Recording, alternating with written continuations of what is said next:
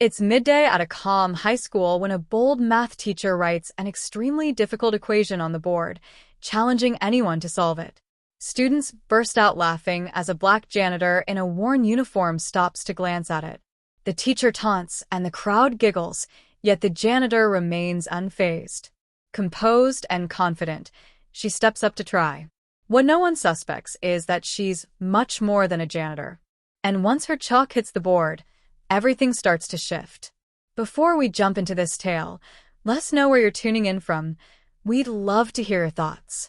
The sun had just begun to rise over Hamilton High, casting golden light on the weathered red bricks and the courtyard where early students gathered to begin the week. The morning air was crisp, with dew still resting on the metal benches and cold cement stairs. Voices echoed softly around, faint laughter, casual hellos, and the subtle buzz of youthful energy. But right in the heart of the courtyard, directly under the school's main announcement board, stood Martha Ellison, her stance firm and regal, as if ready to deliver a royal command. She stood tall. She was a woman molded by 3 decades of teaching math, by tenure, accolades, hushed reverence, and a quiet craving for admiration. Clad in a sharp navy jacket and practical heels, she carried one pristine white sheet, the kind that would soon draw every gaze nearby. A subtle smile crept across her face as she pinned the sheet to the board. Curious students looked over, drawn by the stir, and a small gathering quickly formed. "This," Martha declared, turning to the students, her voice crisp and exact like a ruler snapping on a desk, "is not your ordinary math puzzle. This is a true test for minds bold enough to think past the usual." The equation was vicious. A triple integral with nonlinear terms, layered transformations, and a purposely confusing boundary constraint. She knew full well none of them could solve it. That was the intention. It wasn't merely about solving numbers. It was about making a statement. To everyone watching, she stood at the summit, the pinnacle, the one who understood while others merely studied. A few bold students in the front squinted at the symbols, eyes narrowing in confusion. One laughed awkwardly. "If anyone solves this before Friday," Martha added, brushing non-existent lint from her blazer, "I'll buy them pizza. Real pizza. Extra cheese." Laughter rippled through the courtyard. The reward was lighthearted, but the intent was sharp. It was a show wrapped in mentorship, her preferred kind. But as she turned to leave, something caught her attention. Across the courtyard, just beyond the circle of students, a woman in a faded work uniform was pouring dirty water from a mop bucket into a nearby drain. She moved quietly, slightly stooped, her hair tucked beneath a well-worn gray scarf. Her name was Grace Taylor, recently hired, not even a month in. Few noticed her at all, just the janitor. Martha stopped, a chill flickering behind her eyes. Grace had stilled. She was staring at the board, not idly, not with passing interest, but truly observing. Her gaze moved with the math, tracing the integrals, pausing, analyzing, almost solving. Martha's eyes narrowed, her tone rising in forced cheer, loud enough for the students, but meant for just one. "Well," she said with a tight smile, "even our janitorial staff seems intrigued. Isn't that curious?" Several students turned, surprised to find the cleaning woman frozen mid-step. Grace didn't speak. She simply watched the board, one hand resting lightly on her mop, her thoughts drifting far from the courtyard, deep in reflection, deep in memory. "Oh, don't tell me," Martha went on, her voice sugar-sweet but laced with venom. "You want to take a stab at it, too?" A few quiet chuckles slipped from the students. Grace's gaze didn't shift. She didn't move, but her breathing grew slower, as though she were suppressing something old and aching that threatened to surface. Martha took a step closer, the sharp sound of her heels tapping against the concrete, each click purposeful, slicing clean through the quiet morning. "Ambition is lovely," she said smoothly, "even when it's a little misplaced." This time, not everyone laughed. Some students exchanged unsure looks. One girl fidgeted with her backpack, unsettled. Martha's words lingered in the air, too sharp to ignore, too heavy to laugh away. The racial undertone wasn't subtle. It didn't have to be. Grace finally turned her eyes to Martha, steady, calm, unreadable. But within them was something deeper, something worn and sharp and quietly defiant. She said nothing. She didn't need to. The silence in her stare changed the atmosphere. The moment no longer felt like a game. It felt like something else. Something colder. But Martha either didn't notice or pretended she didn't. She pivoted back to the board, lightly tapping the pinned page, smiling once more, this time to no one but herself. "Let's see who's bold enough," she whispered, then walked off, her heels echoing against the stone until the sound faded. Behind her, Grace didn't move. The sun had shifted again, stretching long shadows across the ground. The mop in her hand felt heavier now. Somehow, it wasn't the weight of the mop, but the weight of memory that made it feel heavier. Her grip tightened, not from fury, but as a quiet act of defiance. A defiance against the tide of a past that never truly let go. In her mind, she was 16 again, standing on a stage of worn wood, a silver medal clutched in her fingers, cameras flashing, her name echoing across a crowd of hundreds, her mother sobbing softly in the front row, frail but beaming. That life felt distant now. But the equation on the board, she recognized it. Not vaguely. Not maybe. She knew it. The courtyard stayed still. No one noticed her focus. No one heard her soft whisper, barely more than a breath. "I can solve it." And just like that, something shifted in the air. Slowly, quietly. The mop could wait. But the math would not. By the time lunch hour bled into the day, the equation had become more than a challenge. It was a living legend. Students gathered between classes, squinting at the lines and loops like explorers decoding ancient glyphs. Some scribbled in notebooks, frowning at half-finished attempts. Others murmured ideas. Many just laughed, surrendering before even trying. And through it all, Grace Taylor moved silently through the halls, keeping to her duties, gliding her mop with quiet precision like a shadow of the school, noticed no more than the lockers she scrubbed. But inside her, something had awakened. Not ego. Not desire. Something gentler. Older. A thread of memory pulling from a time when her fingers clutched chalk, not rags. When pages in her notebook bore elegant equations, not cleaning rosters or punch cards. That equation, that one, didn't scare her. It spoke to her. Like a familiar melody from another lifetime, one she used to play again and again, back when she still believed in the music coming back. And then the moment arrived. It started small. A student, tall, loud, the usual class clown, passed by the board and called out to his friends, "Yo!" Even the brainiacs bailed. Guess it's true. Nobody's smarter than Mrs. Ellison. Their laughter was loud, careless, and echoing. Just feet away, Grace felt something settle deep inside. Not resentment, not rage, just clarity. She moved slowly toward the board. One by one, heads turned like falling dominoes. A quiet ripple moved through the courtyard. Not total silence, but enough to change the tone. Students whispered, nudged each other. "That janitor? What's she doing?" Grace didn't pause. Her movements were smooth, familiar. From the pocket of her uniform, she pulled a piece of chalk. White, half-used, its edges worn. She'd pocketed it weeks ago without thinking, during a quiet night shift, when classrooms were empty and blackboards freshly wiped. She hadn't known why she kept it. Not until now. At that exact moment, Martha Ellison stepped through the school's front doors, coffee in hand, already crafting some clever line about students failing the challenge. But then she saw her Grace, standing at the board, chalk raised, scarf faded, hands rough from work. Martha's face tightened with shock. Her cup stopped midair. She marched forward, her voice slicing through the murmurs. "Excuse me. What exactly do you think you're doing?" Grace didn't flinch. Her eyes stayed locked on the board, calm and steady. "I'd like to give it a try," she replied, her voice quiet but unwavering. Martha's brows shot up. Her voice wavered, brittle, like she felt the ground slipping beneath her. "Try," she echoed, the words soaked in disbelief. This isn't grade school math. It's advanced integrals, not mop and bucket arithmetic.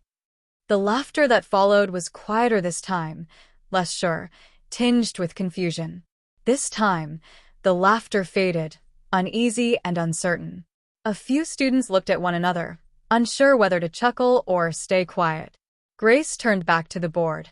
Her heartbeat remained steady, not from anxiety, but from focus. The chalk touched the surface, and her hand began to move. Then, silence. Not the kind that simply falls, but the kind that bursts into being, swallowing everything else. Every stroke of chalk echoed louder than voices. Her handwriting was elegant, smooth, assured. She broke the equation into parts with crisp efficiency, skipping the cumbersome methods that had halted others. Students leaned in. Phones, once forgotten, slid from pockets, rising silently into the air to record. One math kid dropped his backpack without even noticing. Martha stood nearby, arms now wrapped tightly across her chest, watching in growing disbelief. Her jaw clenched. Her eyes searched, desperate for a flaw, an error, a single misstep, but found nothing.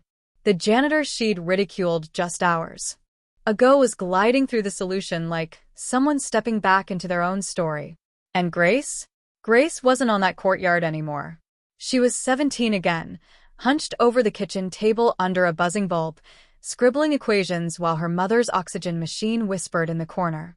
She was the girl who'd taken home top state honors, who'd been awarded a full ride to study applied math, until her mother's health collapsed, until the bills piled high, until survival stole the spotlight from dreams. But that girl hadn't vanished. She was right here, returning at last. As she wrote the final step of the problem, a hush spread through the students like a breath held too long. Then came the whisper. She solved it. A student with their phone raised mouthed the words, too stunned to speak aloud. Martha's face had drained of color, not with fury, but with dawning disbelief.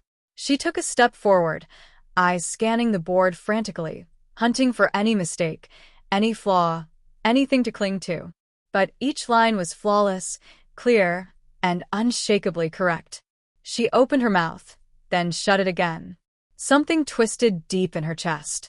It wasn't just pride, it was fear. A fear she'd never dared name before. The fear of being wrong. The fear that with all her credentials and accolades, she had overlooked someone like this. And the fear that the person she'd brushed off so easily, with a joke and a glance, had outshined her. Grace turned, faint traces of chalk still on her fingertips. Her eyes met Martha's. She didn't grin. She didn't bask. She simply said, "It's solvable. You just have to look at it from a new angle." And just like that, no one was looking at Martha anymore. All eyes had turned to Grace. The courtyard had never felt so still. Dozens of students stood frozen, some mid-page in notebooks, others with phones hovering in the air, each breath held by what they had seen. Grace Taylor, dressed in work boots and a faded uniform, had just dismantled the hardest equation the school had offered all year. And she wasn't breathless. She wasn't smug. Her face showed no flash of pride, no triumphant gleam, just a quiet stillness, like someone crossing the last sentence off an old, forgotten list. Martha stood closest to the board now, her eyes racing along the final steps, desperate for any flaw, a mistake, an error, a single crack she could exploit with the precision she'd built a career upon. But there was nothing. The entire solution was crisp, methodical, elegant. And then Martha recognized it. A transformation buried in the work, an obscure matrix contraction method she had seen only once, years ago, in an old Russian mathematics journal. Even she had never managed to master it. Yet here it was, drawn in white chalk lines by a woman whose name she hadn't known until this moment. A chill slid through her chest. She stepped closer, drawing in a breath that tasted like swallowed pride. "This technique," she said, pushing the words past her throat, "is non-traditional. It's uncommon." Her tone didn't spike, but there was iron in it. "Are you claiming the solution as your own?" she asked. But it wasn't really a question. It was a challenge dressed as doubt.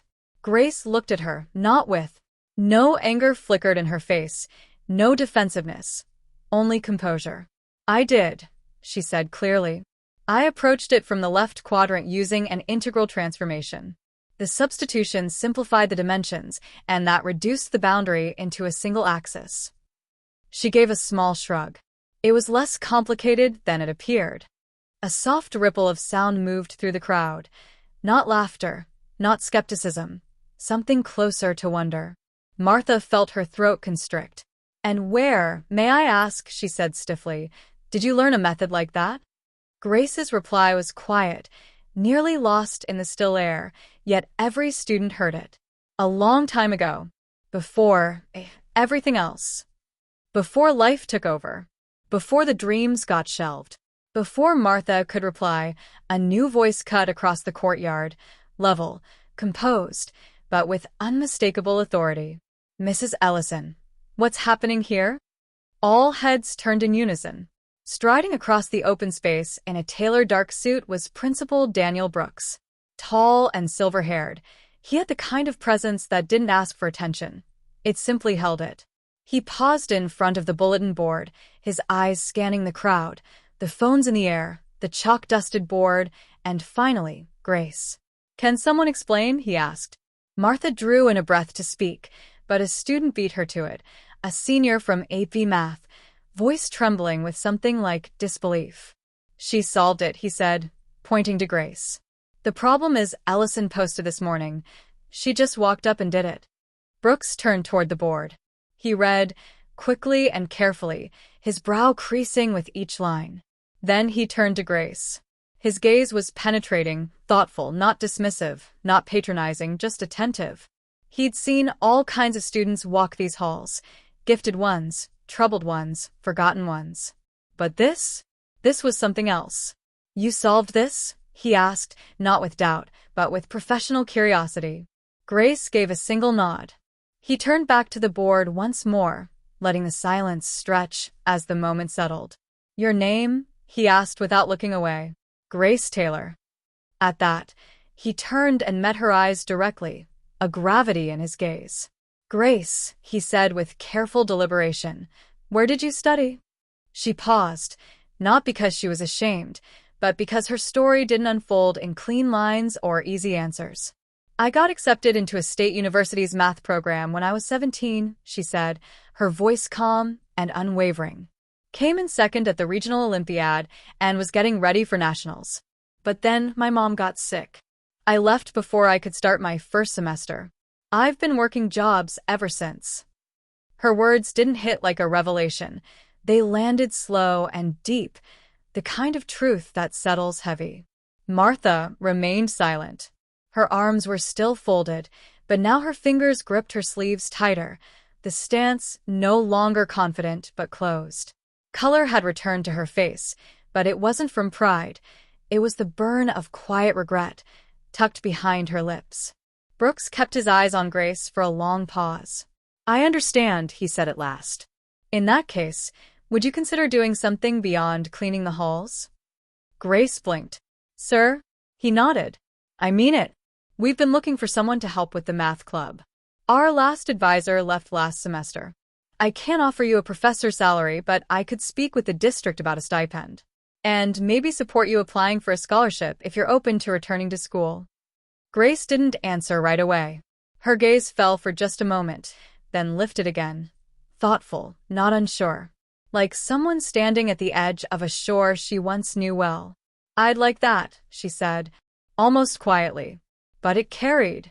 Around her, the students began whispering again, not with laughter, not with disbelief, but with a new tone.